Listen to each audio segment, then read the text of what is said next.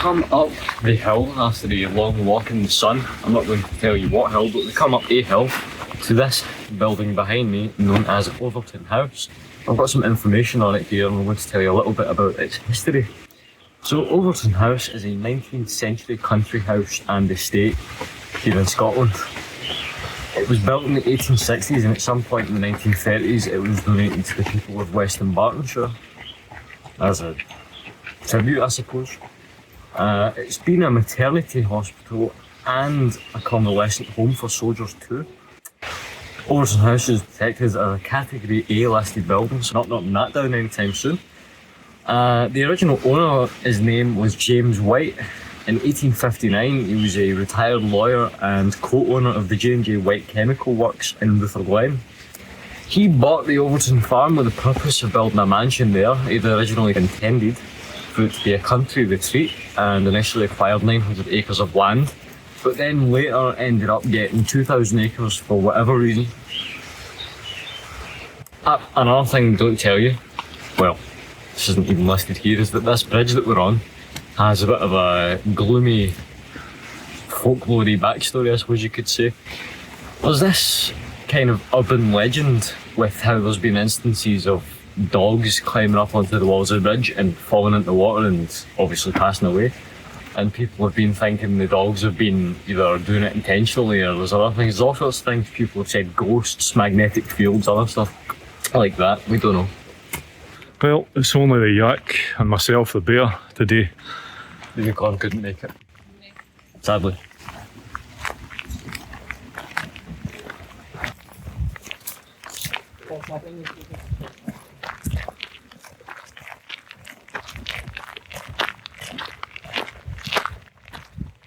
Now we're actually heading up the path that takes us up along the Overton Burn and takes us into the Woodland Trust area.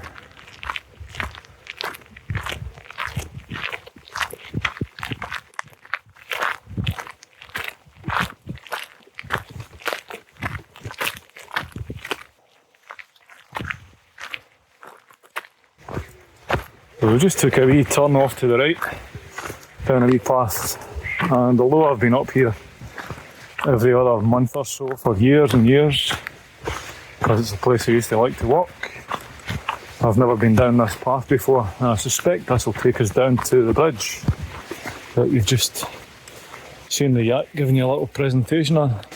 They obviously don't like bikers. Nope, don't like bikers, an anti-bike gate. Now there are plenty of walks up here, and as you come up at the start of this, depending which way you come up, there's a little area, private housing estate called Gershake Housing Estate, I think. The entrance at that end allows you to walk up a road and then you can take a right turn and go down to the burn itself. And from that burn area there are lots of ways to... It's a nice walk, put it that way, but I don't know if they've maintained it. I don't think we're going to go any further up because it's a bit overgrown in here. What year was this last walk? I think the last time I came up there would be 6-7 years ago. So we have no idea what kind of state it's in.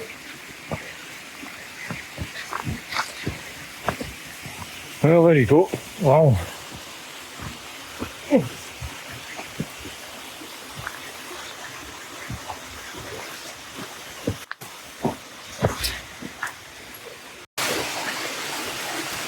Well, I would say coming down that path being battled by the entire ecosystem of work to get a closer look at the architecture of this bridge. You'll see as I'm coming out under the arch that there is a couple of slopes of canyon on either side and the keystone above the arch. The bridge itself has two arches, which I'd say is what we weirdly designed because it's got a wee one and a big one. You can see it through the trees from here, which is significantly bigger than the other one. To the right of it, over that side, instead of another arch, there's a set of steps that takes you down onto another path and you can go along that way, but that's all we're going to show you of this today because we're headed onto the Woodland Trust. Yeah.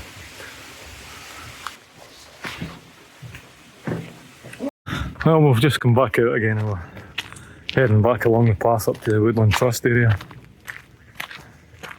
I couldn't really tell you how much of the Overton estate is still contained within the Woodland Trust. I know the Woodland Trust takes up certain percentages of areas or whatever and starts work on them, preserving them. And we've told you quite a few stories about them. If you look back on our Lendrick Hill walks and various other ones, you'll find out more about the Woodland Trust. They do some amazing work.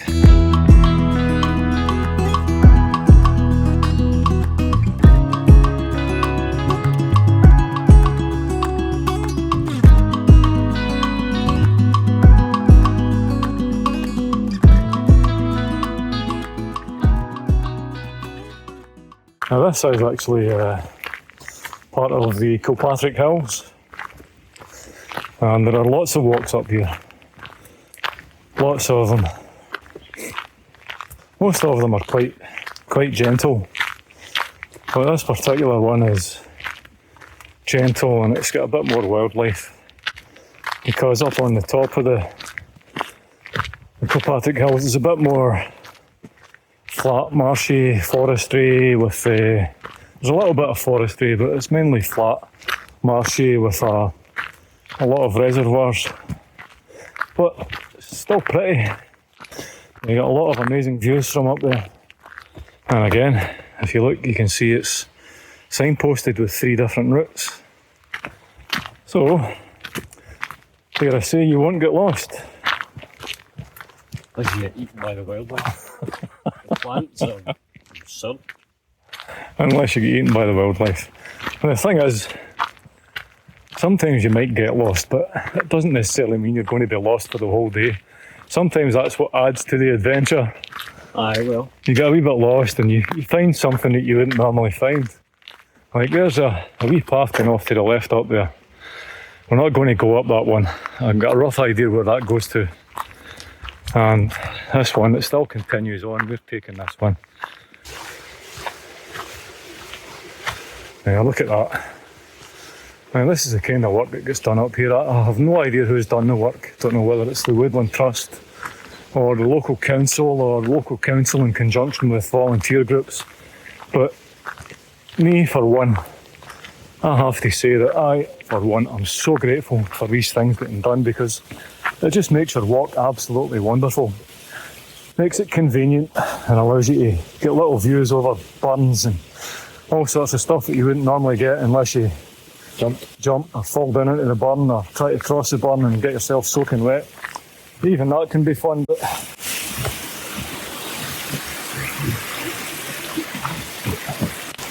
there's a little plaque here, well, not a plaque, an ornament that says tough times don't last, tough people do. Keep going with them, so a bit of motivation. a bit of motivation indeed. That's a good one, and that's in the form of a little heart. Interestingly, our past few walks have been seeing some interesting messages like this. Quite a lot of them. So, take heed. Must be a sign.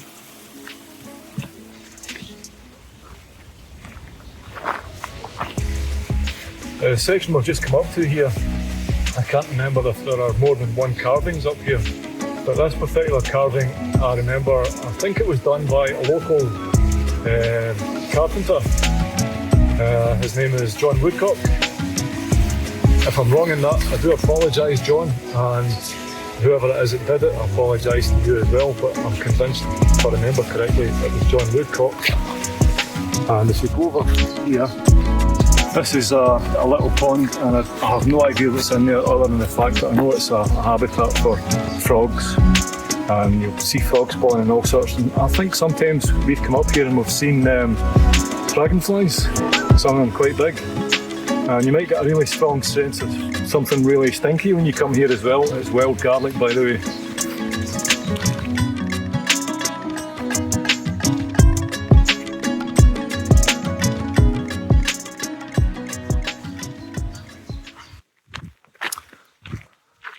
So continuing on, past to the right there, that'll take you up and down past the, I don't know, a field.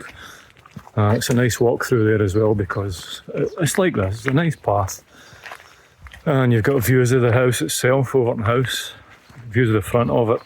Again, that just takes you back down to the front of the house and its lawns, which are quite small at the front. on Lake Bala Castle, which we did. The lawns are massive on that thing. As far as I know, we're keeping left. It is marked left, so. Is it? Yeah, the route right there. There you are, it is marked. I was too busy looking at the camera. Maybe that's why it's good to have another pair of eyes. Yep. FPV. Yep. And there's another wee bridge. Ah, that's what it is. Had you continued up the first path off to the left, that would have taken you out at that side, the other side of the bridge, and then you could cross the bridge to here. And remember this? Yeah. Come up this way before.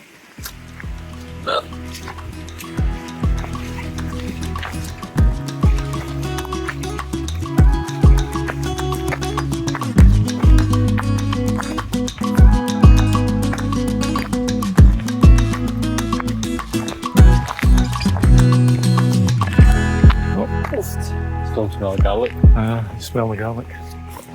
There you go, everyone. And I'll give you a wee look over the bridge and up the hill. Looks like it's concrete, big long concrete slabs.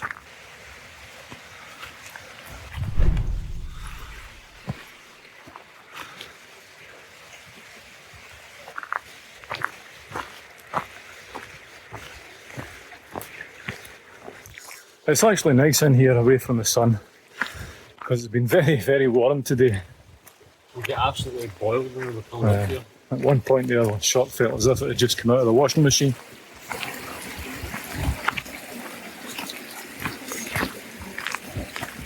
And again, no lack of bridges.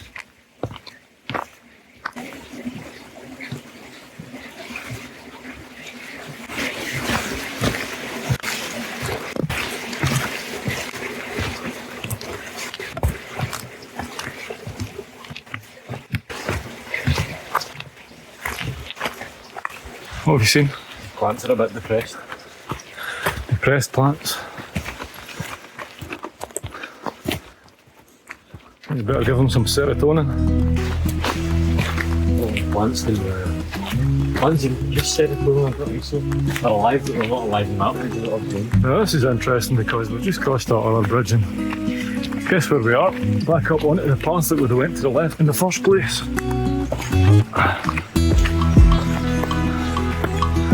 And we're going to the right. And there you go. First path, it shows you the blue route and the orange or the yellow and red route. So we're either on the yellow or the orange route. Sorry, red route.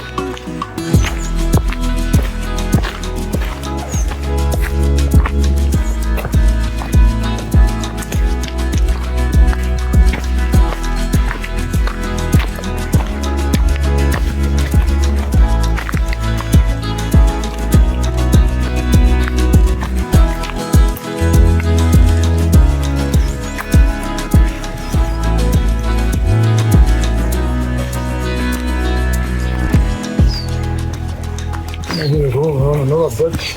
Just back over the bottom again. Nice. What a good island.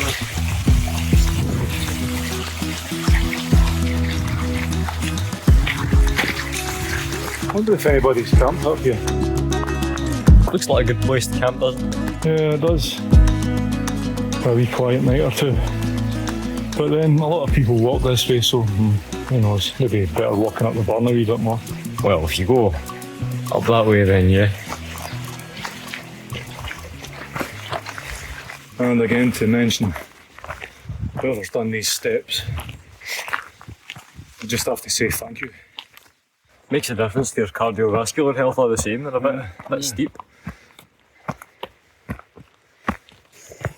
Oh, nearly got a branch in the face there. In a world where you can be anything, be kind. Yeah, good words to live by. I suppose we'd better make our way through. Yeah, go through before this fly drives me crazy. Need some WD-40. What, the fly? No. So I don't know what to advise you, not on footwear up here. You could come up here with trainers on. We both got trainers on today and it's nice and dry. Then go left onto the yellow route or straight on with the red route. What do you think, Jack? I don't know. We've been both ways before, I just can't remember which way goes what way. I think we'll take the red route. There you go, everyone. Little view of the crags ahead. Quite craggy. Sure. So they're a nice climb up there. They are a nice climb. Now, there are plenty of paths up to the crags, onto the crags. One in particular, I don't think you'll see from here, but we used to call it the giant staircase. And it looks like 3 giant stairs that are elongated towards you and covered in grass. It's a wee tiny bit of a scramble, but it's worth it. There's a wee frog. Oh, there it is there. Little tiny frog. Yeah, there's going to be quite a lot of them up here because it's quite marshy when you go off the path. There it goes. On its way.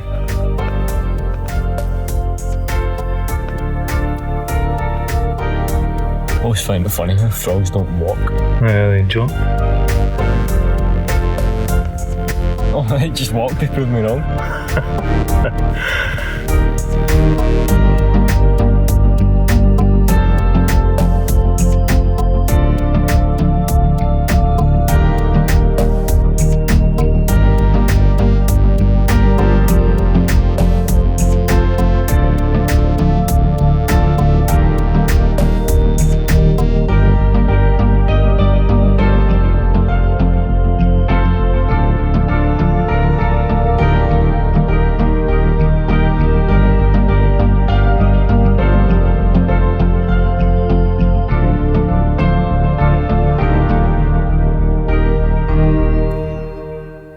So as we have a view of the Lang Crags here, and off to the right, it goes further along and faces down towards Overton House at Settlin and down onto the Clyde. You can't see it from here obviously because it goes round the corner there. It's very quiet up here. Very lush here as well, but that's probably due to the time of year. Being mid-July. At one point, a lot of the woodland had been burnt away, and I don't know if that was to do with arson or the Woodland Trust had a hand in that to manage some of the invasive species.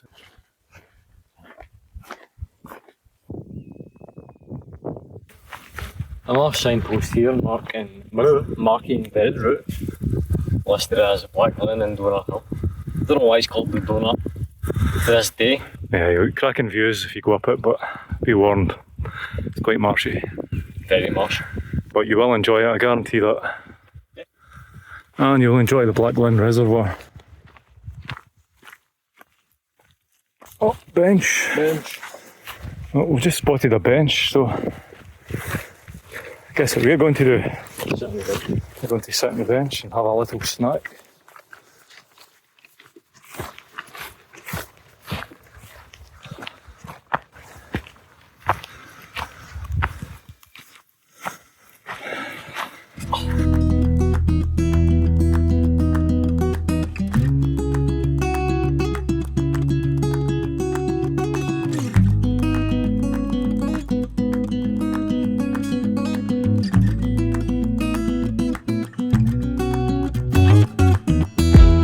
Anyway, everyone, as you see in front of us, we've got 2 walkers who have just come back from these adventures. And in the distance, you've got the town of Dumbarton and Dumbarton Rock. And that's where the saying comes from, sons of the rock. And over there, behind the castle, you've got a whole stretch of water that is the River Clyde. And I've just popped just now from the right hand side of the castle. You've got a lovely big container ship. Used to be very busy, that water chock-a-block with container ships and all sorts going up to Glasgow. Not so busy now. And on the other shore you've got Langbank, further up, Glasgow, Green and Gourock, and on the top of the hill quite windy, but that wind farm doesn't seem to be working very fast, does it?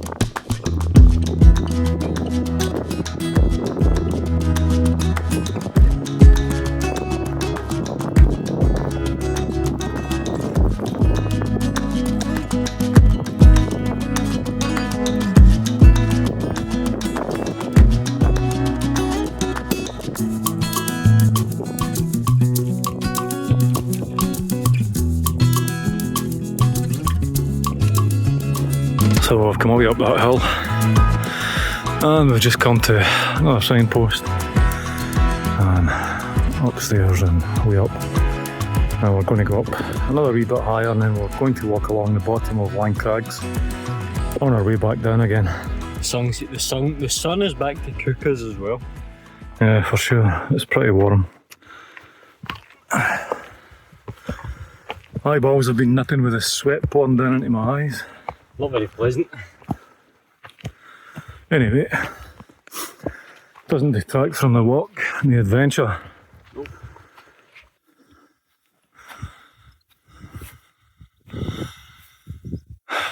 There you go, and we're not going away up there, we're just walking up this bit of ways onto, well, you might be able to see the shape of a slightly undulating path just slightly above us. We're heading up onto that and then down the way again. We're doing what the haggis do. Yeah. They go in circles around mountains. They go around circles and mountains, and you get left-legged haggis and right-legged haggis. Yep. The right-legged haggis have got short left legs, so they've got to go around the mountains to the left, anti-clockwise. Yep. And you've got the left-legged haggis, they've got short right legs. You have to go around the mountains clockwise. Yep. I could go a haggis. Has anybody ever eaten a haggis? I have. Let us know in the comments what you think about haggis. It's awful.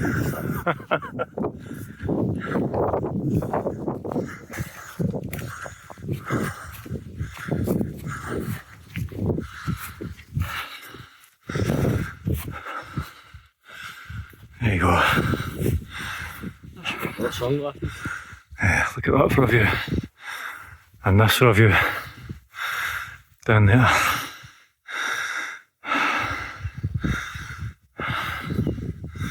That's still part of Overton Burn. Anyway, onward.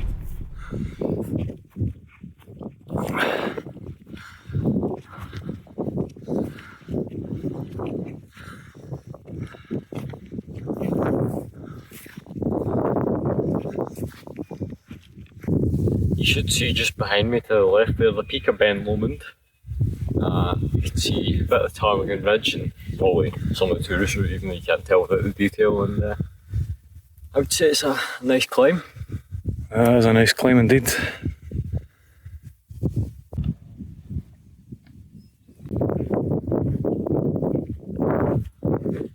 It's amazing up here. So lovely. It's not a massive climb, but it's so worth it. So absolutely worth it.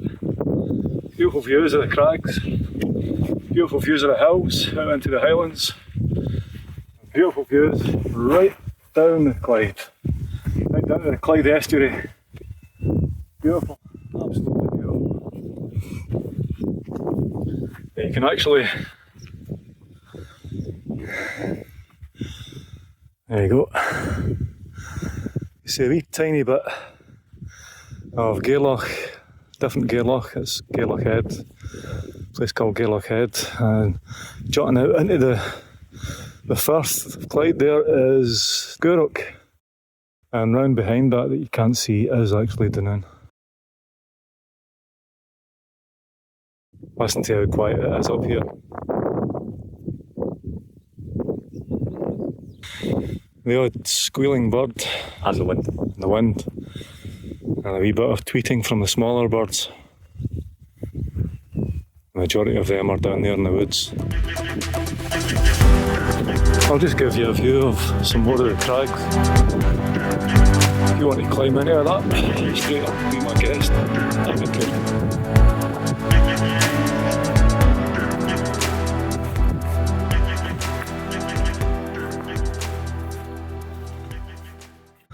You can, of course, go to the left here again and continue up towards the gate. There's a gate up there. You go through the gate, and that takes you back onto the path for the Donut and Loch Humphreys. Get soaked by ominous curtains over there. Yeah, just watch out for the rain coming over the hills right behind you while you're walking up there. That's from personal experience, by the way. Yeah, we literally watched the rain coming over, but we kept going. And it was a good job we were prepared, but we still get soaked right through the trousers, and it's an interesting experience when it's all dribbling down your leg.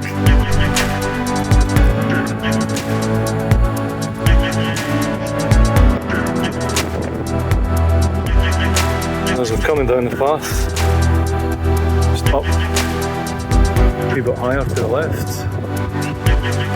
Feel free to go through the gate and take a detour up the crags if you so wish. One route you could do is just keep going up that, but you do that at your own discretion. If you're not used to that kind of stuff, it's up to yourself, but even at that, it's up to yourself. Whatever you want to do, we can't take any responsibility. But believe me, it's fun. Scrambling. Scrambling, yes, for sure. Well, this time we're having to cross through, and fortunately we don't need to climb over this one.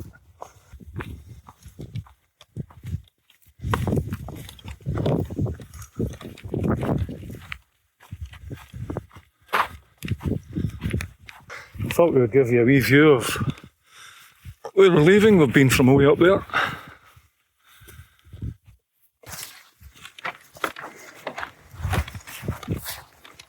Oh, look, a bench back sport. 10 second rest here, I think.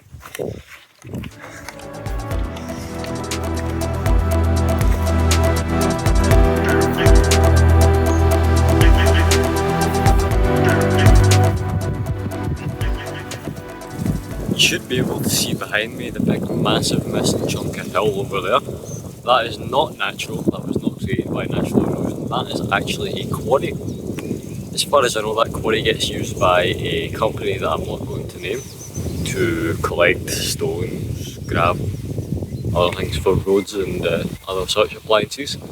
As far as I know, from what I've seen of the services, you can also buy certain stones that they find in the quarry as valuables or whatever you want to use them for, I suppose. I don't know, I'm not a stone guy, I'm not a mineral guy. And look at this, check this out. And what is this? Is this a seat? Is it really a seat? One person seat, one man seat, one woman seat, one child seat, and whatever else you want to call it seat. In actual fact, what we think it is a medieval pilot's ejection seat. You know, remember the days back when they were jousting and all the rest of it? Yeah, they ejected from their plane.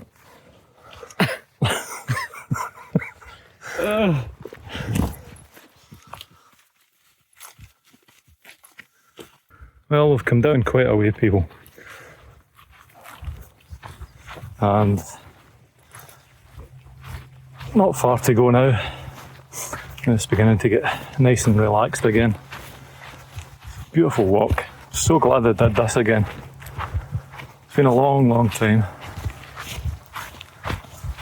Will it be my last? I doubt it not. That's us come down to the bottom of the grassy path, and we're now going back onto, well, I have no doubt we'll soon be back at Tarmageddon. Back into urban land. Urbanitis, part 2. Yeah, that's why we're up here. We were suffering from urbanitis. Yeah, we had to get a break.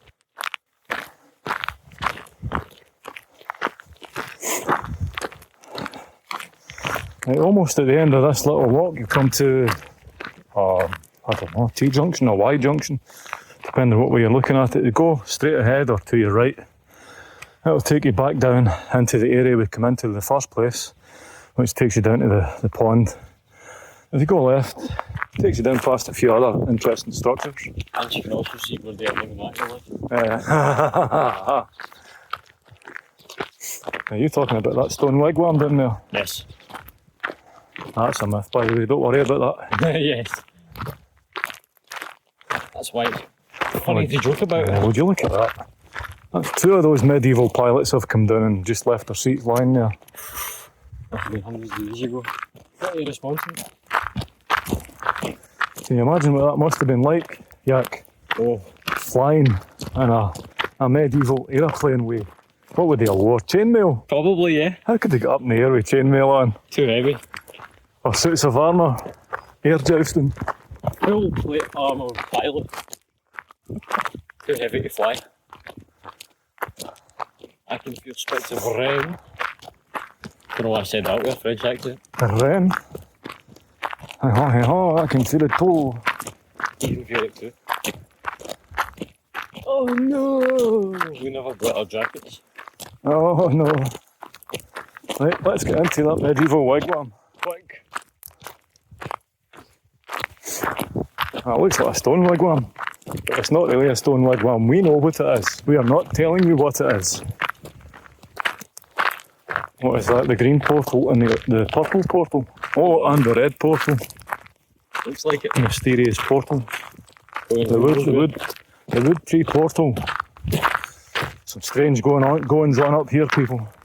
I know, medieval pilots, wigwams, portals, what's next?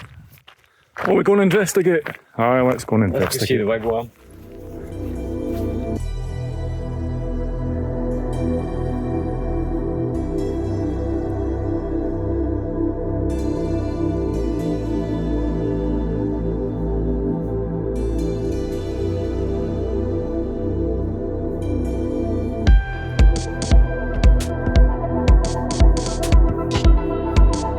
You know, it so happens to say on this wigwam right here, what will be inscribed into it, beware. Beware. Two creepy underscores. Someone must have really meant it. What would we be wearing of? Haggis. Oh, we're safe now from the haggis. We're down off the hills. No more angry haggis. Hey, great there. Well, people, this has been a lot of fun for us again today. And we have missed the unicorn. And this is pretty much near the end of our video. And although we were the walking wanderers, and we will be again, today we have been the 2/3. Did you say thirds or turds? Are you calling me a big shite? I'd be calling myself a big shite if I did that. Anyway, this is the 2/3 signing off. Cheerio. See you next time.